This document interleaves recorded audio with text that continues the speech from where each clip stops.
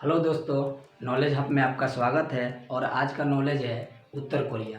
उत्तर Korea के बारे में हम चर्चा करेंगे कि उत्तर कोरिया इतना महत्वपूर्ण क्यों देश बना, और इसके बारे में पूरा वीडियो देखेंगे तो इसके बारे में अच्छी तरह से जानकारी होगी। उत्तर कोरिया मैप में अगर देखा जाए तो भारत को उत्तर और पूरब के कॉर्नर पर मिलेगा और चाइना और रूस के कॉर्नर में यहाँ पर मिलेगा। इस तरह से बात की जाए तो इसका अगर आप खुद के मैप में देखोगे तो इसका मैप जो है टेढ़ा दिखाई देगा। ये ससुरा जितना टेढ़ा है उतना टेढ़ा रियल में भी है। उत्तर कोरिया का आपको तानाशाह पता ही होगा, उसका पिताजी भी तानाशाह और ख़तरनाक था और उसका दादाजी और ख़तरनाक था।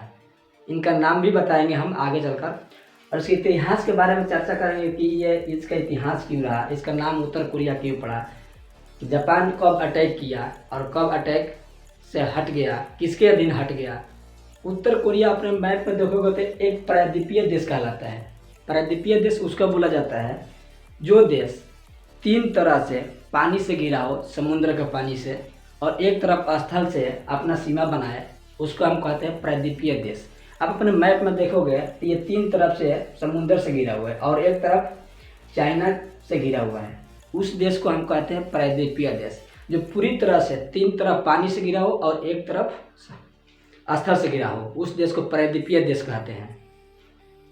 इस देश को कोरिया जो देश है, इसका नाम कोरिया क्यों पड़ा। 12वीं सदी के आसपास अगर आप देखोगे तो 12वीं सदी के आसपास तो उस समय कोरियाइयों इतिहासकार के गोरियो काल से ये शब्द लिया गया था। उसी समय से इसका नाम कोरिया पड़ गया। अगर चर्चा की जाए तो इस देश इतना चर्चा में क्यों आ गया और इतना मतलब इसके इतिहास का रीजन इतना महत्वपूर्ण क्यों हो गया। तो जापान जो इसके बगल में एक देश होगा, जापान इतना उस समय विकसित देश था। 1910 में जापान ने उत्तर कोरिया पर कब्जा जमा लिया था। अब कब्जा वही लोग जमाते हैं जो काफ़ी डेवलप हो, ग्रोथ कर रहे हो, उनके पास पूर्ण तरह से हर एक तरह से संपन्न देश हो, वही कब्जा करते हैं। तो जापान उस समय कोरिया पर 1910 में कोरिया पर कब्जा कर लिया था। और कोरिया पे ही नहीं, जापान ने अमेरिका के एक हवाई द्वीप है उस पर भी, अमेरिका के जितने भी जहाज थे उस पर भी अटैक कर लिया था। ये उस समय 1945 के समय ये काफ़ी डेवलप देश हो चुका था।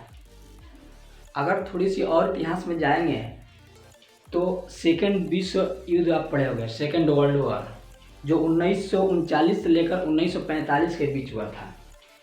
तो उस समय रसिया, अमेरिका, इस तरह से काफ़ी ऐसे देश थे जो कि ये भाग लिए थे।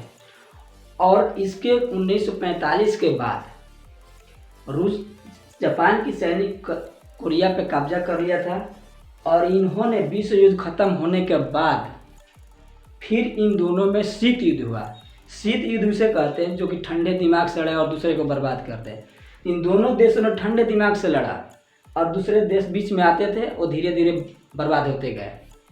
तो इन्होंने क्या किया कि उत्तर कोरिया द्वीप पे जो जापान के सैनिक थे, इन दोनों ने अपना अपना इधर साइड से, एक साइड से दूसरे साइड से भेजकर सैनिक, और वहाँ से जापान को भगा दिए।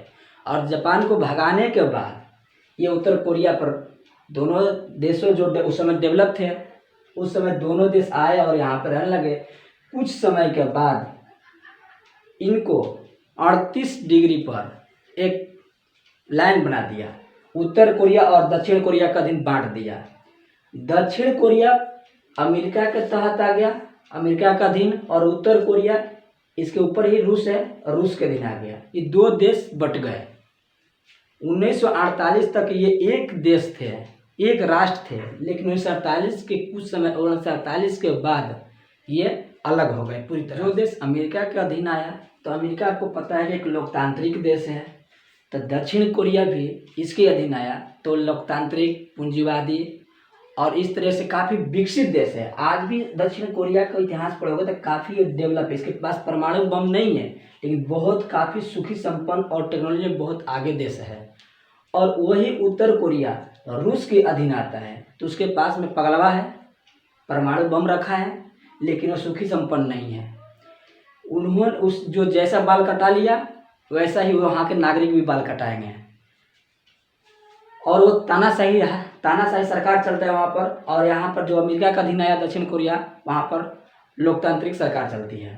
तो उत्तर कोरिया रूस के अधीन आया तो कम्युनिस्ट देश बना, और दक्षिण कोरिया अमेरिका के साथ आया तो लोकतांत्रिक पूंजीवादी इस तरीके से। और दक्षिण कोरिया यूएन संयुक्त राष्ट्र WTO G20 का और काफ़ी ऐसा सदस्य देश का सदस्य बना है, और यह काफ़ी डेवलप देश हो चुका है।